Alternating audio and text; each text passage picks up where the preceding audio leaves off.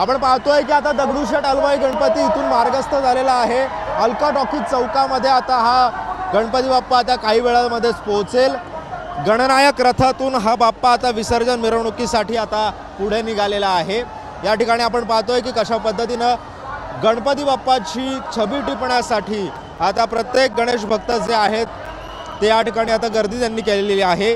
सर्व तरुणाई ही आता उत्साहाच्या भरामध्ये लाडक्या बाप्पाला आता निरोप देताना आपल्याला या ठिकाणी पाहायला मिळते आहे। ज्या रथाचं वैशिष्ट्य आपण पाहत होतो, जो पद्मनाभ मंदिर, केरळचं पद्मनाभ मंदिर या ठिकाणी त्यांनी उभारलेलं होतं पुण्यामध्ये दगडूशेठ हलवाई गणपती मित्रमंडळानं, आणि याच पार्श्वभूमीवरती सध्या केरळमधलं जे पारंपरिक वाद्य आहे त्या वाद्यामधून ते वाद्यसुद्धा या ठिकाणी आता सहभागी झालेलं आहे। त्या वाद्याच्या आवाजामध्ये सुद्धा आता बाप्पाला निरोप दिला जातोय।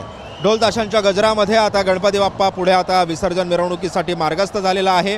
आपण या ठिकाणी पाहतोय की बैलजोड्या सुद्धा या रथाला खेचण्यासाठी लावण्यात आलेल्या आहेत। जे या मिरवणुकीचं खास वैशिष्ट्य असतं दरवर्षीप्रमाणे याच वर्षी सुद्धा हा रथ ओढण्यासाठी या बैलजोड्या या ठिकाणी लावलेल्या आहेत। आपण पाहतोय सर्वात मोठं आव्हान या कार्यकर्त्यांसमोर असतं की या बैलजोड्या उधळू नये, ही बैल उधळू नयेत, गर्दीमध्ये जाऊ नये, त्यासाठी या बैलांना कंट्रोल करण्याचं काम या कार्यकर्त्यांकडे असतं। आणि आपण पाहतोय की गणपती बाप्पाला निरोप देण्यासाठी आता या ठिकाणी सर्व गणेश भक्त जे आहेत ते आता एकवटलेले आहेत। हे दृश्य पाहतोय आपण श्रीमंत दगडूशेठ हलवाई गणपती बाप्पाची लक्ष्मी रोडवरती हा बाप्पा आलेला आहे।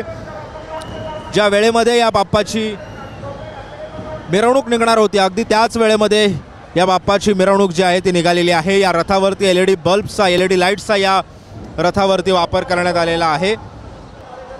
कॅमेरा पर्सन स्वप्नील मोरेसह सिद्धेश ताकवले, जय महाराष्ट्र, पुणे।